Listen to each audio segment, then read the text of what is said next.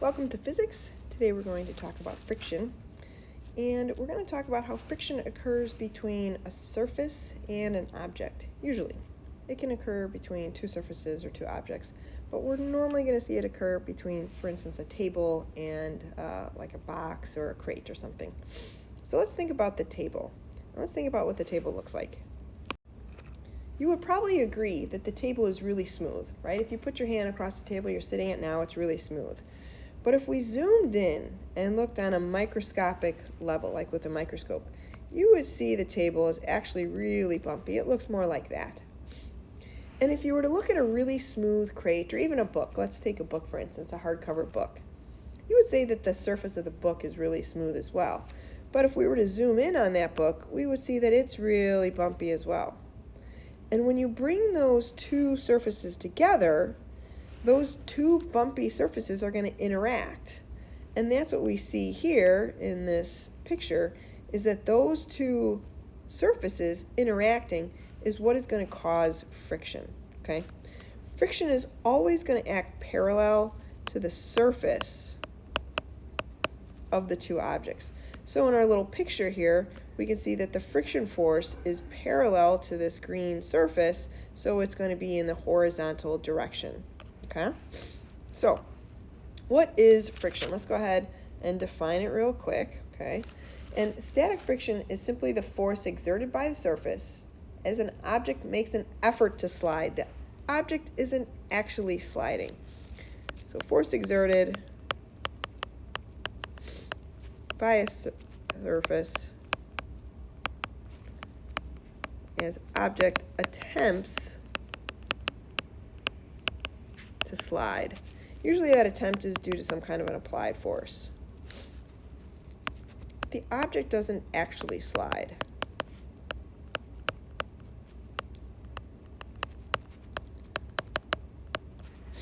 Okay, so that's static friction.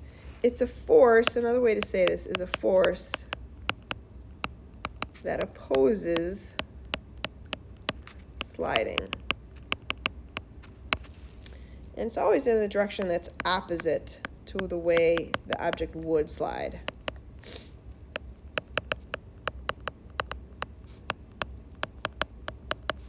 If there were no friction. So for instance, if I've got a surface here and I have a box sitting on that surface and I'm applying a force to the right, if the object isn't sliding, it's not moving, there must be a friction force to the left. So this would be my applied force. We can see that if there was no friction force, the object would certainly accelerate to the right. Since it's not moving, there must be a static friction force that's overcoming, basically, or keeping that object from sliding. Okay? Kinetic friction is very similar, only this time the object will slide. So it's a force exerted by a surface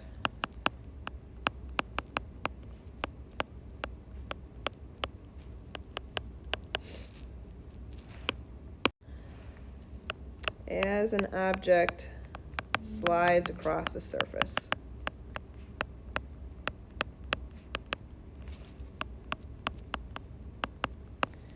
And the friction still opposes sliding and is still in the opposite direction of the slide. So if we go back to our table here with the box on top of it, we've got our applied force here. And there could still be a friction force in the other direction. This time it's going to be kinetic friction. But the applied force is bigger than the kinetic friction force, so this time the object is actually sliding. Now if I asked you and I said, well, I want to do something. I'm pushing a box across a floor.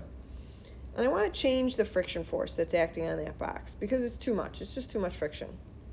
I said, how can I change that? How can I change the friction force that's acting on the box? You might come up with a couple different ideas. First, you might say, well, change the surface. You're pushing it across hard, maybe you're pushing it across carpet that's really tough to push against. Maybe try pushing it against tile. So one way you can change the amount of friction is change the material. Either change the material that the surface is made of or that the other object is made of, because they both will come into play. So if I change the carpet to tile, or if I smooth out the box, right, maybe I could get some sandpaper and smooth it out, that would certainly change the friction. Another thing I could do that would make it easier to push is I could reduce the mass of the box. And really what this reduces, what I would change, is the normal force. Right? Because think about if I have a book on a table, and the book is just sitting on the table, and somebody else comes along and they try to push the book.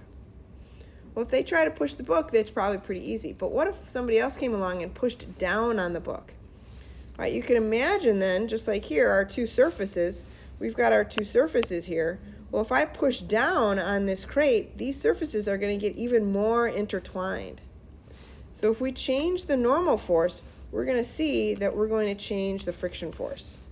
So we can change the material, we can change the normal force. Those are the only two things we can change that will have an effect on friction. Some things that won't have an effect.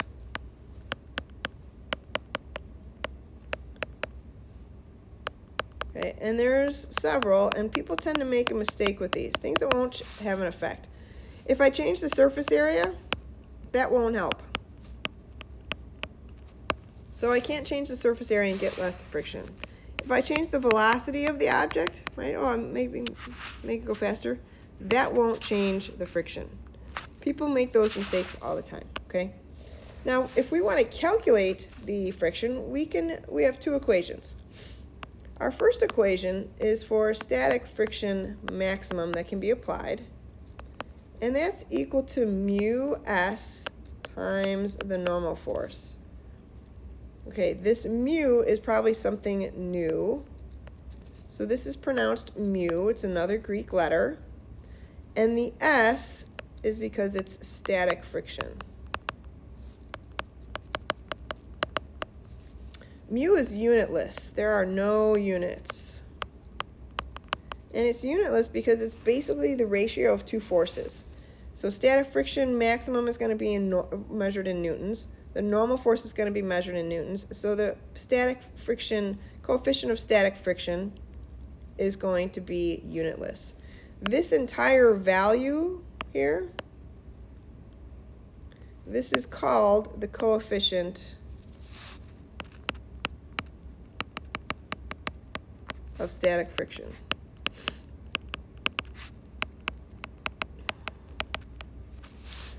Now, why did I say that it's the static friction maximum? I said it's the static friction maximum because static friction can be anything that is required to keep an object moving up to and including its maximum value. So for instance, again, let's look at this box. And let's say that this box, I've done the calculation, and the static friction maximum is 10 newtons. Now let's make it 11, just so that we have some idea. Okay, it's 11 newtons. And someone comes along and pushes with a 5 Newton force. Well, that's not enough to overcome the static friction maximum. So the box won't move. Well, for the box not to move, not to accelerate, that means we have to have a net force of 0. That means I have another force this way that is my static friction force. And it has to be 5 newtons. So the static friction force can be anything from 0 to 11. So in this case, it's 5 newtons. But what if the person decides, you know what, I really want to push this box, so I'm going to push harder. I'm going to increase my force, and I'm going to push with 7 newtons. Well, the static friction maximum is 11 newtons. The box still won't move. If it doesn't move, that means there must be a static friction force the other direction. This time, it's 7 newtons. Box still won't move. Finally, the person says, wait a minute. I'm really unhappy. I really want this box to move. I'm going to push with 11 newtons of force, but it still won't move because that's the static friction maximum. That means that there must be a static friction force in the other direction of 11 newtons. You have to push just a teeny weeny bit harder than the static friction maximum to get the box moving. Then the friction becomes kinetic friction. So let's talk about an equation to find kinetic friction. Kinetic friction is always going to be the same value. It doesn't change. Once the box is moving, it will experience kinetic friction, and that value we can calculate based on the coefficient of kinetic friction times the normal force. So again, this is the coefficient of kinetic friction. It's unitless.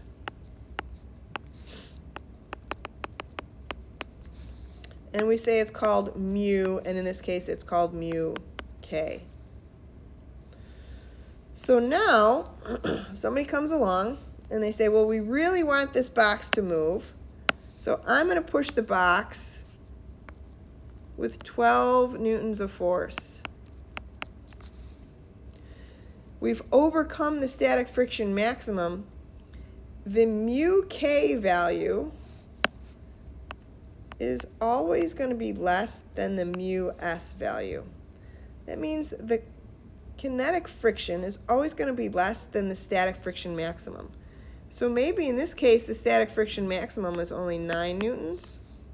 So now that we're pushing with 12 newtons, we can actually make the box accelerate. It becomes easier to push because we don't have to overcome the static friction force anymore. We've already done it.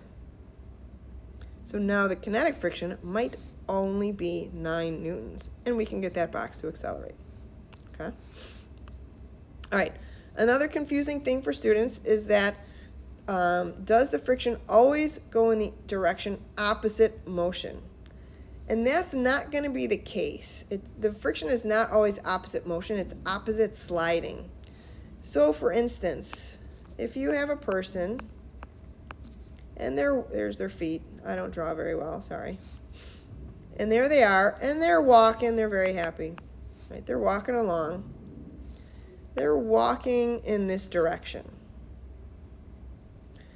What is the direction of the friction on them? Let's go ahead and draw a free body diagram for our little person here. I'm going to give one force, right? We know the force of gravity is down, and we know the normal force is up. Now let's say our person is walking to the right, they're getting faster. If they're getting faster to the right, there must be a force to the right. Well, what's exerting that force? We know the floor. We've talked about that with Newton's laws. We know that a person is able to walk because they push the floor backwards and the floor pushes them forwards. This is the force of static friction. It might not be the maximum. And as long as they're not actually sliding, right, if your feet aren't sliding across the floor, it's a force of static friction. And it's pushing them to the right. So you'll see that the person is moving to the right and the static friction is pointing to the right. Because when you push down on your foot, right, you try and push the floor backwards, the floor pushes you forward. You're not slipping, and in this case the static friction is going to be in the same direction as motion. So that's a common problem that students, kind of a misconception that students have. So let's go ahead and let's try an example problem, one that we might see in the problems that you're going to work on in a little bit. So let's do an example. And let's say that we have a 3 kilogram mass. And we're going to apply, it's on a floor, okay? We're going to apply a force of 12 newtons on that mass. And we know the kinetic friction force, the coefficient, I'm going to start over. The coefficient of kinetic friction we know is 0.3. No units needed. I want to find the acceleration of this object. So, just like we learned in our last unit, we're going to start this by drawing a free body diagram. So here's my dot. We know we're going to have the force of gravity down. We know we're going to have the normal force up. We said there's applied force, so I'm going to assume it's to the right. And since they gave me the force of kinetic friction, I'm going to go ahead and assume that the kinetic friction is, that the friction is a type of, is kinetic friction. So I'm going to call this kinetic friction. We'll do some problems later where we talk more about static friction, okay? So I want to find the acceleration, so I draw my free body diagram. The next thing I always do is write F net equals ma. I know that the normal force and the gravitational force are equal, so they cancel out. So my net force then, according to my free body diagram, is going to be 12 newtons minus the kinetic friction force. And that's going to equal the mass, which I know is 3 kilograms, times the acceleration. Well, at this point, I can see that I'm stuck. I'm stuck because I don't know A and I don't know kinetic friction. But I do have a way to find kinetic friction because we gave you an equation up here. We said that the force of kinetic friction, so I'm going to go to the side here, the force of kinetic friction is equal to mu k, which we know, times the normal force. Well, now we're stuck again because we know mu k, but we don't know the normal force. But we do know that the normal force has to equal the force of gravity. We know that because according to my free body diagram, we said the normal force is equal to the force of gravity. And we know the force of gravity is m times g. Well, I know that m is 3 kilograms. And I always know g, we're assuming we're on Earth, is 9.8 meters per second squared. So if you put that in your calculator, you're going to find that the force of gravity is 29.4 newtons. That must be the normal force as well. Now I can find the kinetic friction force because the kinetic friction force, we said, was just mu k times the normal force. And I know both of those now. So mu k was 0.3. The normal force was 24.9 newtons. So the force of kinetic friction, if I go ahead and put that in my calculator, is 8.82 newtons. Well, now I can go back and I can plug that into my equation. Now I can rewrite my F net equals ma equation, and I can say, well, it's 12 newtons minus 8.82 newtons is equal to 3 kilograms times A. Well, now it's a simple math problem. So go ahead, you can plug that into your calculator and you can check, but you're going to see that A is then equal to 1.06 meters per second squared. Look at you. You just did your first friction problem. All right, that's it for the notes. Go ahead and in the rest of the packet, go ahead and try the problems. Thanks for watching.